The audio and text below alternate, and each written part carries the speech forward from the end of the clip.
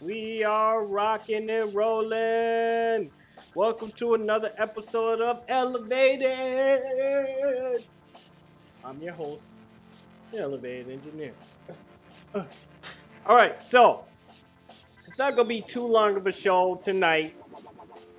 We're gonna be discussing just a couple of topics.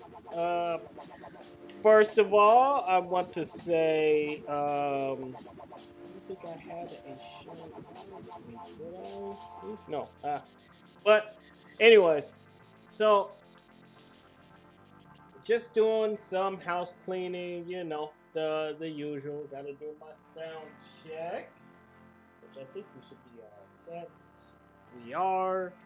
Okay. Yeah. So, for those of you who weren't paying attention this week, there was a bit of a controversy on Capitol Hill that I want to talk about. And of course, since we do talk about engineering from a nigga's perspective, we got to go ahead and get into it. So, Facebook whistleblower. All right, so let me go ahead and show you just a brief little clip I got from The Verge. Let's go, engineering fam. Let's go ahead and see this lady's testimony. Just a brief little highlight reel of it, but it's only a few minutes. On October 5th, Facebook whistleblower Frances Haugen appeared before a Senate subcommittee to give testimony, telling lawmakers about what she learned in her few years serving on the company's civic integrity team. What she had to say was devastating for the company. I'm here today because I believe Facebook's products harm children, stoke division, and weaken our democracy. This hearing was the culmination of weeks of escalating concerns.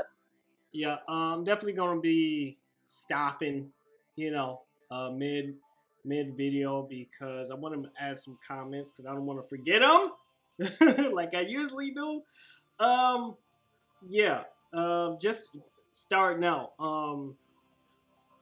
You do a little bit of research on this lady. She got the ECE degree like me. She got she has the same master's. I believe she went to Harvard as well for her MBA. So she's highly qualified. So she starts off, stoke division, weaken democracy. Well, we seen that for ourselves now, didn't we? Over Facebook and Instagram's effects on their users' mental health. On September 15th, the Wall Street Journal published a devastating report detailing Facebook's internal research on the negative mental health impact of Instagram on teenage girls. One slide from an internal presentation showed that 1 in 3 teen girls said Instagram made them more unhappy about their bodies. Facebook has disputed the findings, saying that the survey only included users who had previously expressed body image concerns, but that still hasn't convinced skeptics. In a hearing the week before, Facebook Trust and Safety Chief Antigone Davis made the case directly to the same subcommittee and got a much chillier response. I want to be clear that this research is not a bombshell. It's not causal research. It's in fact just directional research that we use for product changes. This research is a bombshell. The report was so damaging because it can... Exactly. This report is kind of a bombshell. At the same time, it's not, because this is stuff that we already should know. And the thing about Instagram that I kind of like that they highlighted the effects on teenage girls. They're gonna get into the anorexia and the eating disorders that as effect of Facebook, but they're also not talking about I watched this whole thing is like 3 hours long, but I also not talking about the effects of the unrealistic expectations and the false world that Instagram has created largely for women. So yeah, that's something that needs to be addressed. Maybe that's part of the product. Maybe that's also that's a way of saying, well, maybe sometimes people need to take responsibility for themselves, but at the same time, man, the way they design these social media applications, they're specifically designed to be as addictive and toxic as possible. So I just wanted to highlight that. Confirm what users of Instagram already know. The culture of the app can be really unhealthy, and it's not hard to find accounts promoting disordered eating or self-harm, as Senator Blumenthal showed firsthand. My office did its own research. We created an Instagram account identified as a 13-year-old girl and followed a few easily findable accounts associated with extreme dieting and eating disorders. Within a day, its recommendations were exclusively filled with accounts that promote self-injury and eating disorders. That is the perfect storm that Instagram has fostered and created. At the time, no one knew how the newspaper had gotten the report. But the weekend before the hearing, Haugen revealed her identity in a bombshell 60 Minutes interview, saying the threat posed by Facebook's algorithms was too important to stay behind the scenes. There were conflicts of interest between what was good for the public and what was good for Facebook. And Facebook over and over again chose to optimize for its own interests, like making more money. Speaking to Congress, Haugen painted a picture of Facebook as internally dysfunctional, unwilling to commit resources to anything that didn't boost engagement, and willfully blind to the platform's biggest problems. A pattern of behavior that I saw at Facebook was that often problems were so understaffed that there was kind of an implicit discouragement from having better detection systems. How on earth could Facebook possibly be understaffed? Like, this is a nearly $1 trillion company, if it's not already. That's willful ignorance of what's going on for profits. Now, is Facebook a government-run organization? No. But do they have a lot of... I mean, what they got, like 2 billion users? Like, like, come on, man. Do they have a duty to do what's not in the best interest of the company? I think that's the case for the lawyers. But I'm telling you, like, she's not saying anything we don't already know. Like, if you use these platforms, you know how toxic it is. You know how, let's keep it real, how racist Facebook is.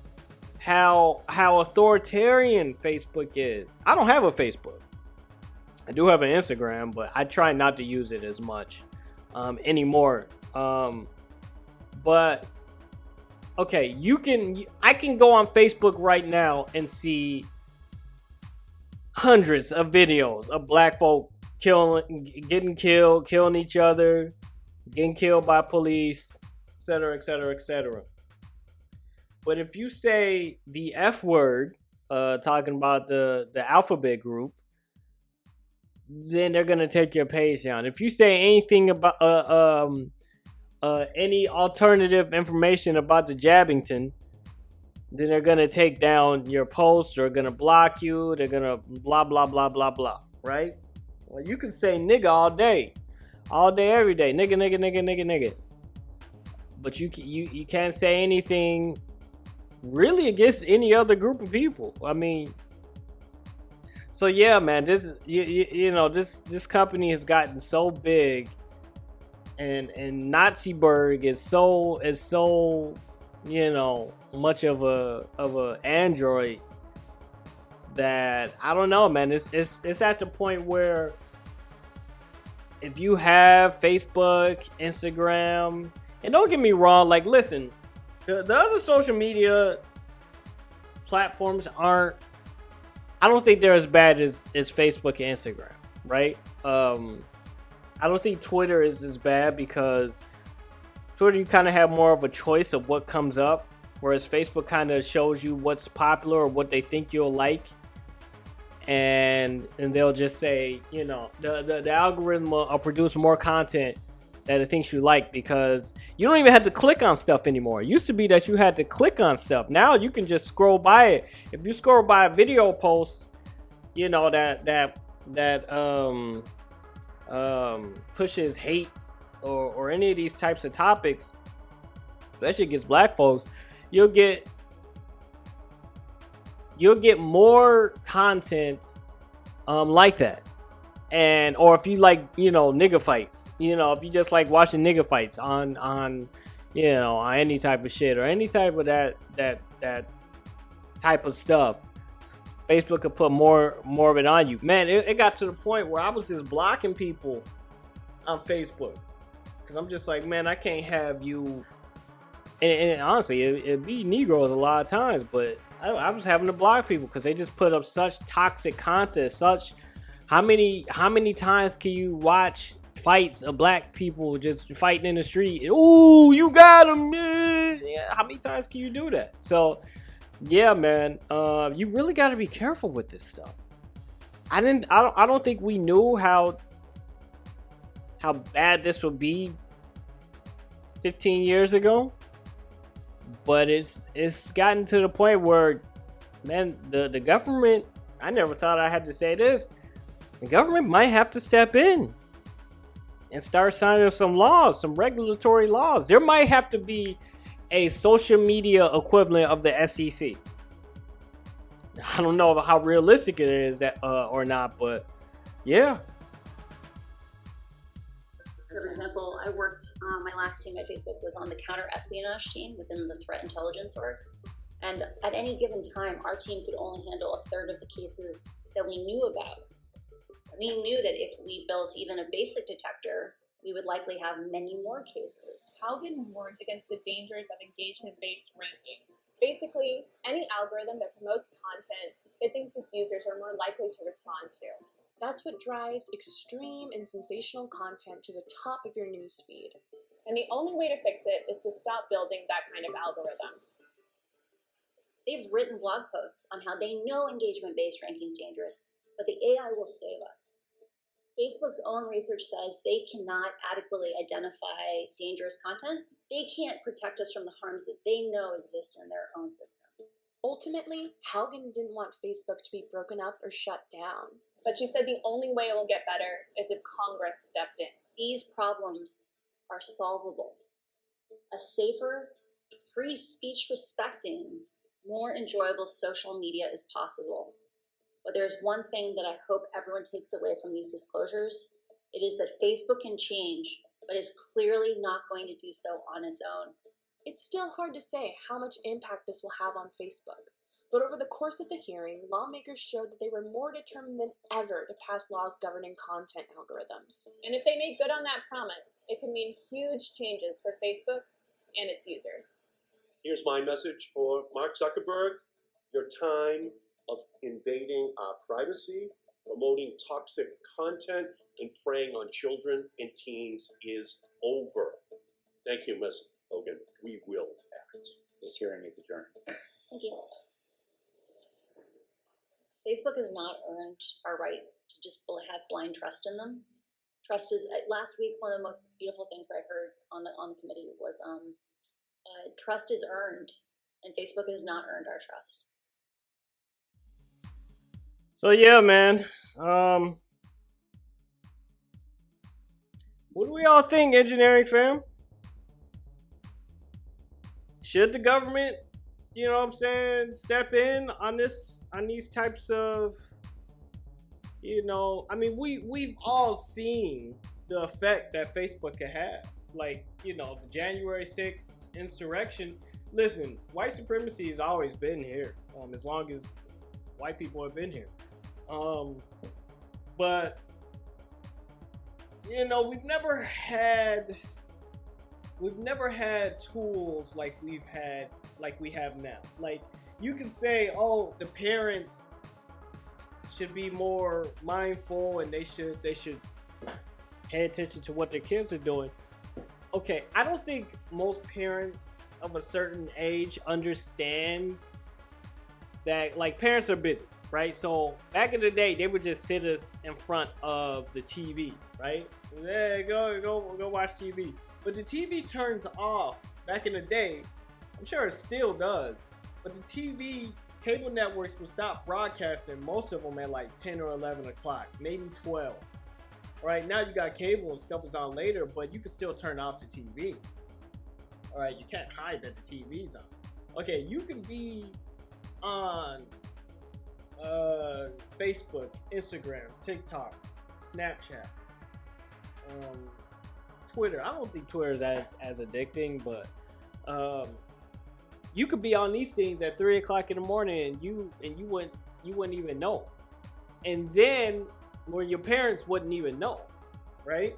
It's how many times? Oh, they say like, oh, you got to be 13. How many times? How easy is it to start a Facebook page? All you need is an email and your name. It's not like they do background checks or anything. Hey, enter your social security number, blah blah blah. Nah, are you 13 years old? Yes. When were you born? I was born January 1st, 1955. Like, that's how easy it is. Like, it's not difficult, right? On top of that, because we really need to address the TikTok issue as well. That's another one. That TikTok is created by China, like, and they collected a lot of information, just like Facebook. And China doesn't allow Facebook into its country. If you don't know that by now, just look it up, like, or Google, or what they do is they kind of steal the proprietary information, and then they just release it in their stuff, and hey, Baidu, you know what I'm saying? but that's what they do. That's but it's, in a way, it's kind of smart, because they know Facebook ain't shit. They know these people are collecting all this information, do whatever they want with it. China's like, nah, we ain't playing that bullshit. If anybody's gonna collect information on our people and use it, we are. And we go collect it on y'all, TikTok. So it's a slippery slope, though. It's a slippery slope. I'm a champion of the free market. Not only that, there's a lot of small businesses that operate on Facebook as well, and they could reach a much larger audience on Facebook. Like it's 2 billion users, man. So, like I said, it's a slippery slope, but it's something that needs to be addressed, because these giant social media companies are really starting to have an effect negatively on the public. Making them regulated, will it do something? I think it would. I mean, they regulate the financial market, but we still have recessions from the financial market. So I don't know, engineering fam. I just wanted to put this out there. I'm not the legal expert, although I am the engineering expert in these types of fields. But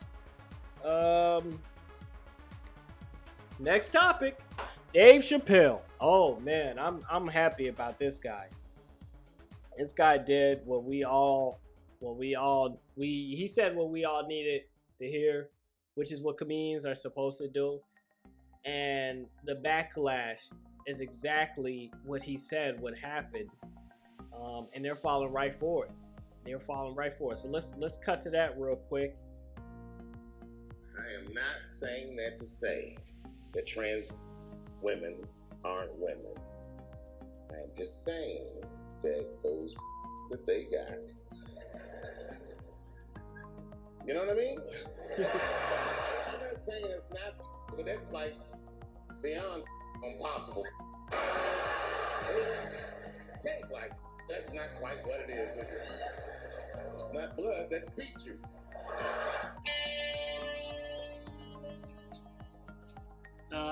This whole thing, it says critics and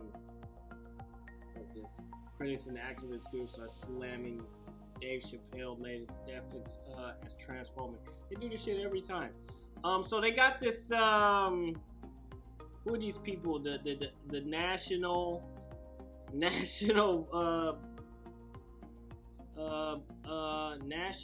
black organization or something. Whatever these motherfuckers, what are they called again? National Black Justice Coalition. That's who they are. Yeah. this is who they're talking about. I'm gonna get more into the Dear White People motherfucker in a minute, but understand it. This is who they're talking about. Let's go to their website. I don't want to just show you that it's, you know, Google search or whatnot.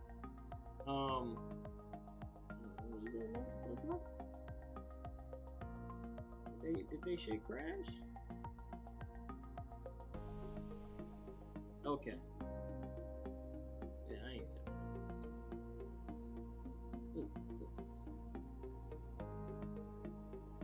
Okay. We do realize that not all black people are part of the alphabet community, right? So why would you call yourself the National Black Justice Coalition when you're only fighting for black LGBTQ bias? Okay, so since 2003, the National Black Justice Coalition. You notice that these organizations come up and you've never heard of them until some shit comes up where they can be used. I've never heard these people until like 3 days ago, right? But they've been around since 2003. Okay.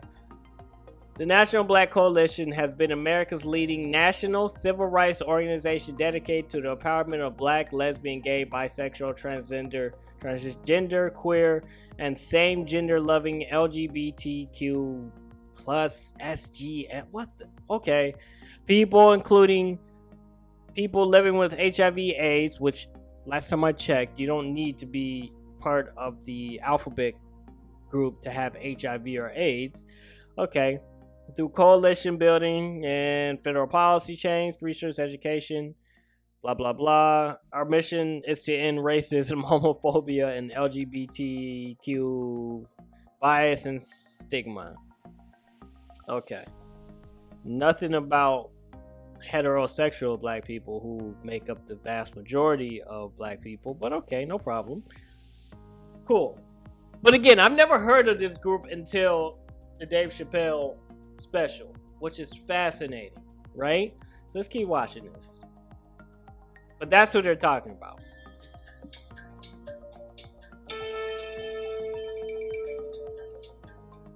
Rapper The Baby was canceled. Yeah, again, if you look at the comments during the show that The Baby was making, he said if you don't, and I'm paraphrasing, he said if you don't have HIV or STDs or whatever, put your phone up, blah, blah, blah. Again, I don't understand how that's homophobic when you don't need to have, or you don't need to be part of the alphabet group to have HIV or AIDS, one. And two, he never even mentioned the alphabet community. So, again, this is the game. The game is get your come up, whatever group you are, start shitting on black people, particularly heterosexual black men, the first chance you get. Because these people are white supremacists. They're just white supremacists in drag in many cases. So let's keep moving.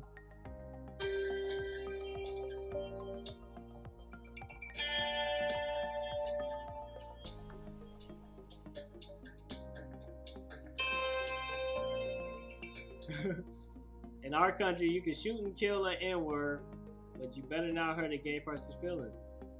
Bars.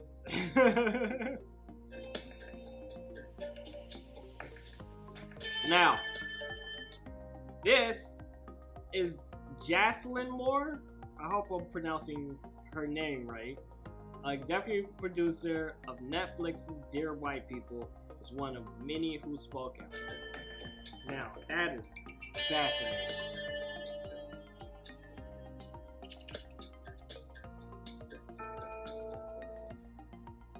This is the tweet.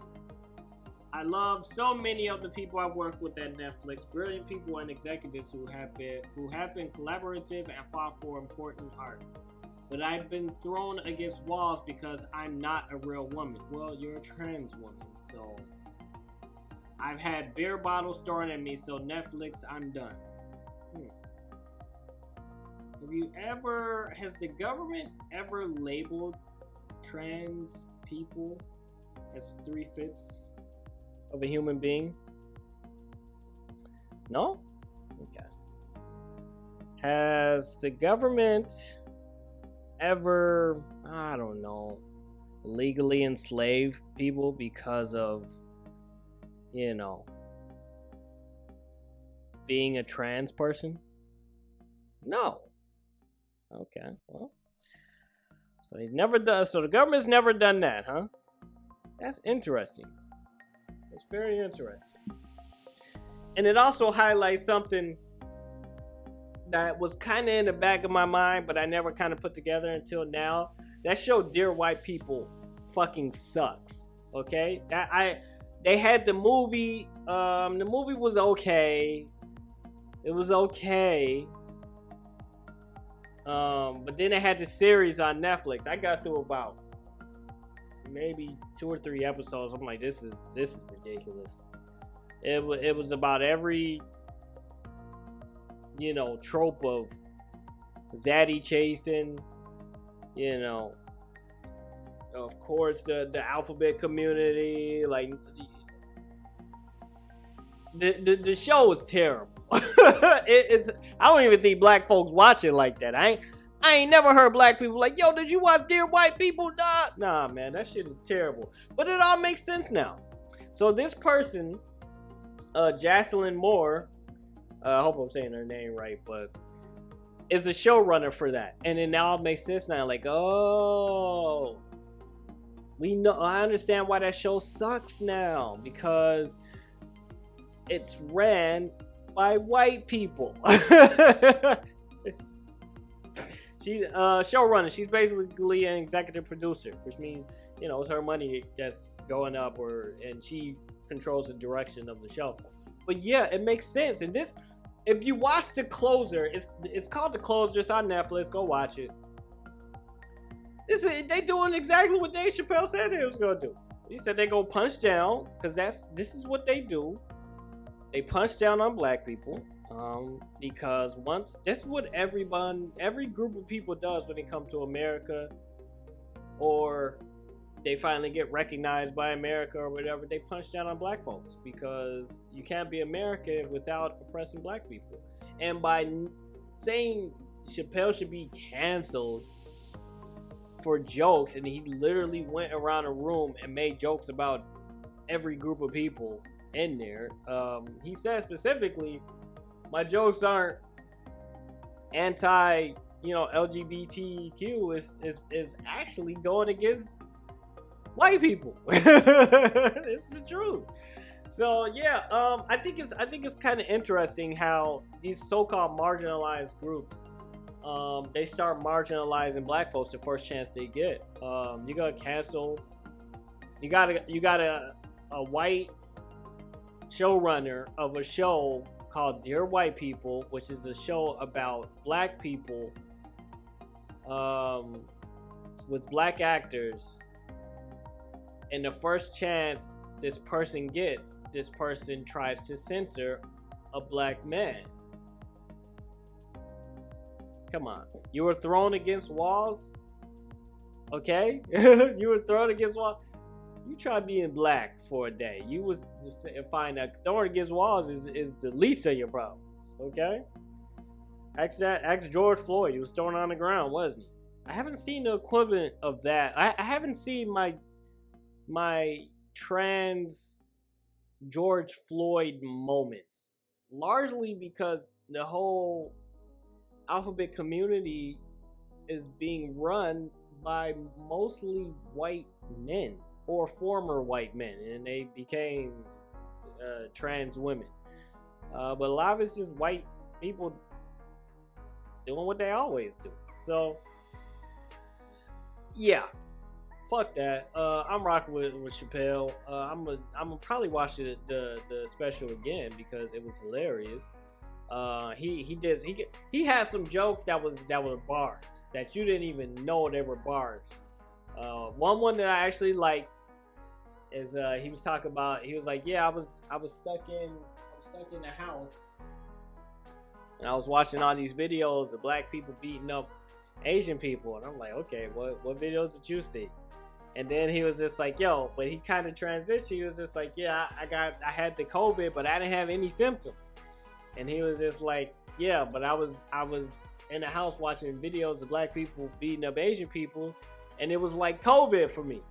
And he stopped for like a second, then he moved, and motherfuckers didn't understand what he was saying. He was saying that he had not seen any symptoms of black people attacking Asian people. Now, I can show you a bunch of videos of Tasha Harlan, Peter Liang, black women getting their ass beat by, these Asian men. And many times in these restaurants, in these hair stores, etc., etc. I can show you plenty of that. Plenty. You might be able to show one crazy black dude going ham.